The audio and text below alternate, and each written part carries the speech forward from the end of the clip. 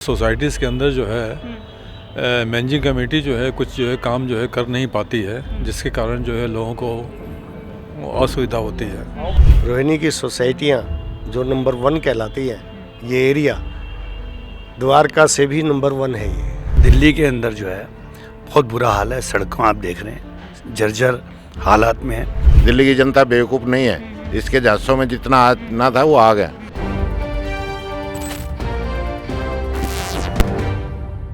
नमस्कार, बहुत स्वागत है आप सभी का। आप देख रहे हैं स्टेट मेरा हिंदी में हूं आपके साथ कृतिका सिंह। क्या बोलती दिल्ली का कारवा आज पहुंचा है उत्तर पश्चिम दिल्ली में। रोहिणी विधानसभा क्षेत्र को कवर करने हम यहां आए हैं, जहां से मौजूदा विधायक भारतीय जनता पार्टी के हैं, यानी कि विजेंद्र गुप्ता, जो कि पिछली 2 बार से लगातार जीत हासिल करते हुए नजर आए हैं। हालांकि रोहिणी विधानसभा क्षेत्र जो कि बीजेपी का गढ़ माना जाता है, लेकिन 2013 में आम आदमी पार्टी के उम्मीदवार ने जीत हासिल की थी। लेकिन इस बार क्या कुछ समीकरण बनते हुए नजर आ रहे हैं, इस इलाके का कितना विकास हुआ है, यहाँ की जनता क्या कुछ कहती है, क्या विधायक के कामकाज से खुश है या नहीं है, या फिर बदलाव की उम्मीद लगाए बैठी है, तमाम ऐसे सवाल है जिनका सीधा जवाब हम यहाँ की जनता से जानेंगे। तो चलिए शुरू करते हैं हमारे खास कार्यक्रम क्या बोलती दिल्ली का। आपका नाम? मेरा नाम चंद्रमोहन सूरी है। हाँ जी।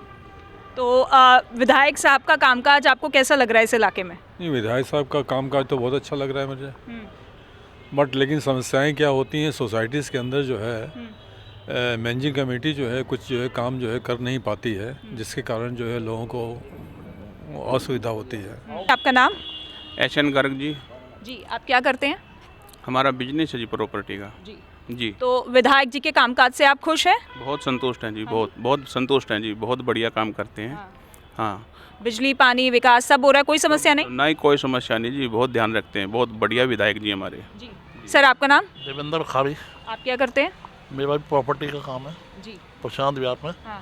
और यहाँ के विधायक जी बहुत बढ़िया हैं, उन्होंने काफ़ी काम किया है, रोड वगैरह, बिजली पानी, किसी तरह की कोई दिक्कत नहीं। पार्कों में भी काफ़ी उन्होंने अपना डेवलपमेंट कराया है, और ये यहाँ कोई ऐसी दिक्कत वाली समस्या नहीं। अच्छा, सुरक्षा के मामले में ये इलाका सही है? बहुत बढ़िया, बहुत बढ़िया, बहुत बढ़िया। अच्छा। काफ़ी अपना अच्छा, काफ़ी कुछ कामकाज हुआ है। सर, आपका नाम? मदन लाल जैन। हाँ जी। रोहिणी की सोसाइटियाँ जो नंबर 1 कहलाती है, ये एरिया द्वारका से भी नंबर 1 है। ये साफ़ सुथरे एरिया में अप्रोच वाइज, और यहाँ की सोसाइटियाँ इतनी साफ़ सुथरी सड़कें हैं, मेरे ख्याल से किसी एरिया की दिल्ली में, द्वारका की थोड़ी बहुत हैं, लेकिन वो एरिया बहुत लंबा चौड़ा, वहाँ पे लोग दुखी हैं जाने आने में। सर, इस बार का चुनावी माहौल कैसा है? देखिए, चुनावी माहौल जो है वो भारतीय जनता पार्टी के पक्ष में, और यहाँ रोहिणी में तो विकास कार्यों के बारे में आपको जनता बता ही रही है। दूसरी तरफ दिल्ली के अंदर जो है बहुत बुरा हाल है। सड़कों आप देख रहे हैं जर्जर हालात में है, और किस तरह से उन्होंने, केजरीवाल जी ने जो है शीश महल बनाया, 28 लाख के जो है उन्होंने शीट लगाई, पोर्ट लगाए, और लाखों करोड़ों रुपए के पर्दे, और इसके साथ साथ टीवी जो है 30 लाख के टीवी लगा दिए। तो जनता इससे हालांकि इसको लेकर कल एक वीडियो भी जारी बीजेपी की तरफ से किया गया था, लेकिन उनका साफ तौर पे ये कहना है कि देखिए, राजा है वो दिल्ली के, तो महल में तो रहेंगे। अच्छी बात है। और पहनेंगे वो चप्पल रबड़ की, और राष्ट्रपति से मिलने जाएंगे तो खुली कमीज और रबड़ की चप्पल डाल के जाएंगे, तो यानी कि हाथी के दांत जो है खाने के हो रहे हैं, दिखाने के हो रहे हैं। तो इस वजह से जनता जो है त्रस्त हो चुकी है। दूसरी तरफ उन्होंने शराब को जो है फ्री करने और शराब को परोसने का काम किया उन्होंने, और जनता इससे बहुत परेशान है। बुजुर्गों को पेंशन नहीं मिली, राशन कार्ड नहीं बनाए गए, और हर चीज़ से जो है जनता त्रस्त है। आपने देखा मार्शल्स को हटा दिया गया, इसी तरह जो है पेंशन तो मिली नहीं, मैंने बताया आपको, और हालात बहुत ख़राब हैं। लेकिन बस मार्शल्स को तो ये लोग कह रहे हैं कि देखिए, उपराज्यपाल नहीं पास करवाने दे रहे हैं। पहले कुछ बोलते थे, हमें दिखाए, सपने दिखाए, और सपने दिखा के एकदम मिट्टी में मिला दिया हमें। हम ना घर के रहे हैं ना घाट के रहे हैं, ना हम रोटी खा सकते हैं, ना हम किसी से कुछ मांग सकते हैं, ना नौकरी कर सकते हैं, ना नौकरी छोड़ सकते हैं। इसी के पीछे पीछे लगे हुए हैं। हम यहाँ पे आए, मैं यहाँ किस लिए आए हो? तो उन्होंने कहा कि हम उम्मीद लेके आए हैं विजेंद्र जी के पास में कि ये हमारा उद्धार कर सकते हैं, और वो उन्होंने किया भी। उन्होंने LG के पास भी पहुँचवाया, लेटर भी पहुँचवाया, वो सभी यहाँ दिल्ली के। अच्छा, इसी बात को लेकर आतिशी ने कहा था सदन में कि देखिए, ये बिल पास करवा दे अगर विजेंद्र गुप्ता, तो हम उनके खिलाफ कोई कैंडिडेट खड़ा नहीं करेंगे। ये मैडम कहते तो क्या पता क्या क्या है। आप स्टार्टिंग देखो ना, कहाँ से स्टार्ट किया था इन्होंने, कि मैं ना कुछ लूँगा ना कुछ वो करूँगा, टूटी गाड़ी, और अब इनोवा गाड़ी है, फर्स्ट क्लास गाड़ियाँ हैं, जो भी नया बनता है उसी को नई गाड़ी लेके देते हैं। और क्या शीश महल बनवाया उसका तो चर्चा चारों तरफ है, उसमें तो कोई कहने सुनने वाली बात ही नहीं है। बाकी ये है कि ठीक है, वो अपनी तरह से जो लग रहा है, जनता देख रही है, जनता समझदार है। दिल्ली की जनता बेवकूफ़ नहीं है, इसके झांसों में जितना ना था वो आ गया। अन्ना हजारे जी के चक्कर में आके उन जैसे वो विश्वास, उन पर विश्वास करते थे कि ऐसा ही ये निकलेगा, तो उसके तो उसमें कुछ निकला ही नहीं। वो अन्ना हजारे को ही धोखा देके चले गए, तब कहाँ रुकने वाले हैं। दिल्ली वाले भी नहीं रुके। जी, जो विश्वास आपने जताया था मौजूदा विधायक की तरफ से, उनका रिपोर्ट कार्ड कैसा कहता है? बहुत अच्छा, बहुत बेस्ट। अब इससे ज़्यादा तो हमने कभी रोहिणी में तरक्की देखी ही नहीं है जितना अब देख रहे हैं हम लोग। तो सब कुछ चीज़ें टाइम पर, बिल्कुल टाइम पर, बिल्कुल कोई समस्या? कोई समस्या नहीं, सब कुछ सही चल रहा है, कोई बिल्कुल दिक्कत, सही कोई चल रहा है, परेशानी? बिल्कुल पेंशन सही समय पे आ रही है? हाँ मैं तो रिटायर्ड टीचर हूँ, मेरी तो गवर्नमेंट से ही आती है पेंशन। तो मिल रही है और वो? वैसे भी हाँ बिल्कुल मिल रही है, और वैसे भी अच्छा है यहाँ का प्रोग्रेस। अगर देखें हम तो रोहिणी का बहुत अच्छा है, सड़कों तो वगैरह इस बार माहौल किस तरफ लग रहा है आपको?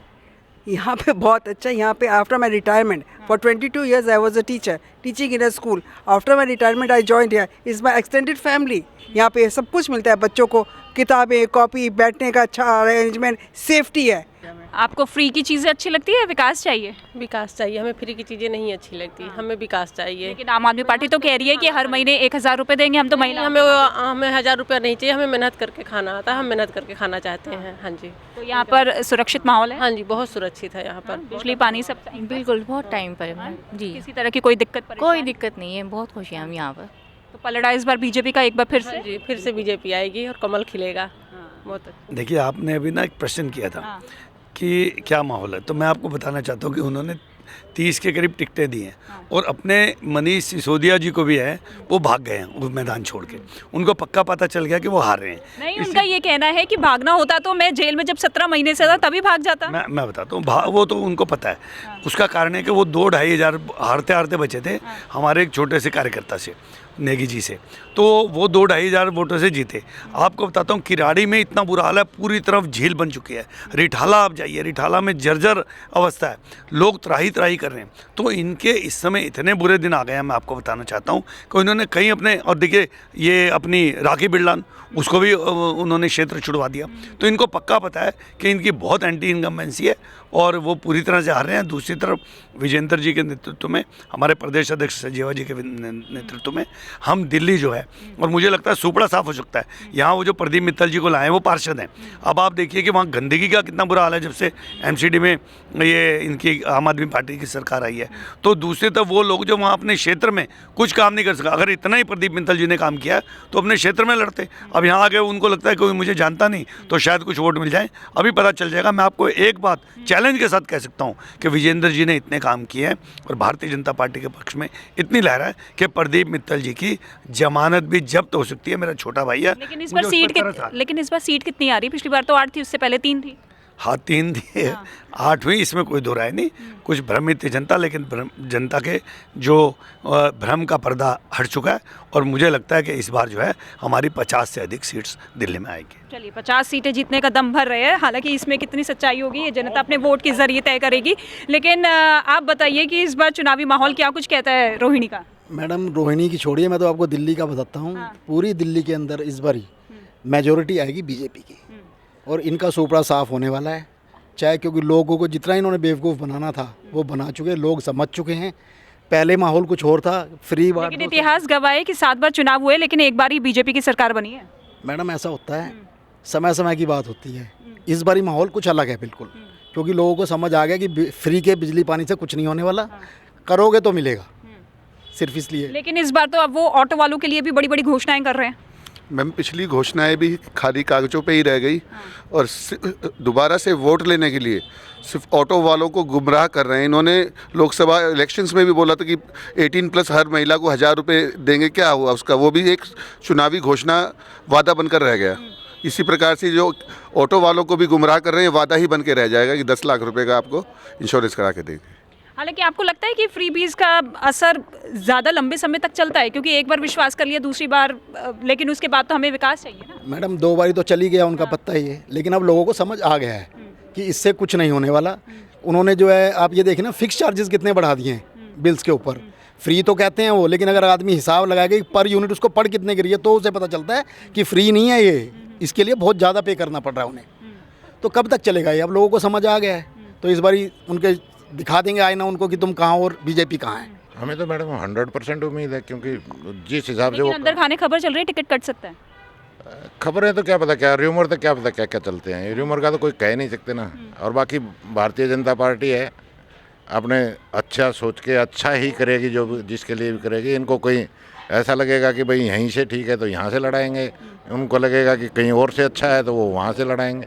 पर जहाँ तक मुझे अपनी सोच है, अपनी उम्मीद है कि वो यहीं से लड़ाएंगे विजेंद्र जी को, भारतीय जनता पार्टी। और विजेंद्र जी वन साइडेड हैं, कोई ऐसा दिक्कत वाली बात नहीं है यहीं से। ये भी तो बताओ कैसे कह रहे हैं, चमचागिरी से कह रहे हैं, वैसे कह रहे हैं। और वो तो कह रहे काम हुआ है। काम हुआ है? हाँ? अच्छा, किन का? इन्हीं का हुआ होगा। वो विजेंद्र गुप्ता जी का कह रहे हैं काम हुआ है। अच्छा। हाँ वो ये वो आप पूरा तो सुनो। वो ये कह रहे हैं विजेंद्र काम हुआ है आपने। अच्छा, तो टिकट नहीं मिलने वाला उनको? नहीं, टिकट कौन सा? नहीं मिलेगा। टिकट मिलेगा, विजेंद्र गुप्ता जी अच्छे हैं, मैं ये नहीं कह रहा, लेकिन मेरी तो ये काम किसका हुआ, ये तंज किस पे था? मेरी तो एक ही रिक्वेस्ट है कि ये अपने खर्चे कम करें, बंगलों में ना जाएं, अपने रोजगार बढ़ाएं, तभी मिलेगा। अपने पे 50 करोड़ रुपए खर्च करते हैं ना मकानों पे, वो बचाया जाए। नहीं, लेकिन पार्टी तो कह रही है, देखिए राजा है, राजा तो महल में रहेंगे ही। तो राजा है तो फिर अपनी रानी को भूल जाओ। राजा है तो क्या हो गया उसमें, इसका क्या मतलब? आपको अपने खर्चे कम नहीं करने चाहिए, इनको बंगलों में रहना चाहिए। तो हमारा बंदा 20 गज में रह रहा है विद फैमिली, ये सही है? अभिषेक जैन जीतेंगे आम आदमी पार्टी से। नहीं, प्रदीप मित्तल को टिकट मिला है। प्रदीप मित्तल को मिला है। नहीं जीतेगा, नहीं जीतेगा, नहीं भी जीतेगा। तो किसका जोर है इस बार? ये तो कहना अभी बहुत मुश्किल है किसका जोर है, बट ये है कि अब यहाँ से तो बीजेपी ले जाएगी सीट। मैं हाँ, विजेंद्र गुप्ता ने काम किए हैं, मैं ये नहीं कह रहा। मेरा ये नहीं मतलब है, मेरा ये मतलब अपने खर्चे कम कराओ इनके विधायकों के, बस मेरा ये मतलब। विजेंद्र गुप्ता जोर है और भारतीय जनता पार्टी आएगी। भारतीय जनता पार्टी। आप क्या कहेंगे सर? ऐसा है, वोट अपनी मर्जी की होती है, कोई बिके भी नहीं है।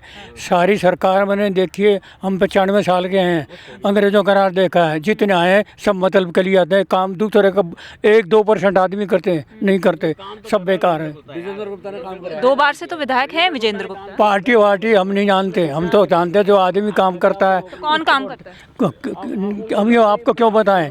नहीं बताते, क्यों बताएं कौन काम करता मतलब काम तो हो रहा है ना। मेरा सबसे ताल्लुक है, एक से 40 साल होम मिनिस्ट्री में नौकरी, सारे नेता मेरे पास आते थे, सबको देखा है। 2% आदमी ठीक, सारे भ्रष्ट हैं। विजेंद्र गुप्ता के साथ जो चित्रा गुप्ता है ना जी, उसने बहुत बढ़िया काम किया है।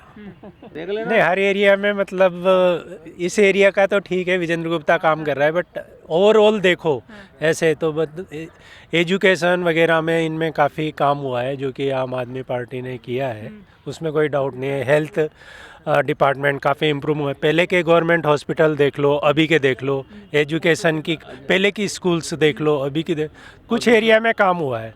तो मतलब इतना क्लियर कट नहीं कह सकते कि ये पार्टी आएगी अभी। मतलब सरकार तो ये कह रही है कि जितना काम हम करना चाहते थे वो हमें केंद्र सरकार नहीं करने दे रही, हमारे हाथ बांध देती है। सही कह रहे हैं, इसमें गलत क्या है? उनको सबको जेल में डाल दोगे तो काम कहाँ से करेंगे? आएगी दिल्ली में आम आदमी पार्टी, पर विजेंद्र गुप्ता ने काम बहुत बढ़िया कराया। इस एरिया में ठीक है, विजेंद्र गुप्ता ले जाएगा। इस एरिया में वो हमेशा लेके जा रहे हैं, पर सरकार आएगी आम आदमी पार्टी की। कांग्रेस पार्टी ने अपनी पूरी उससे इलेक्शन लड़ा तो आम आदमी हार जाएगी।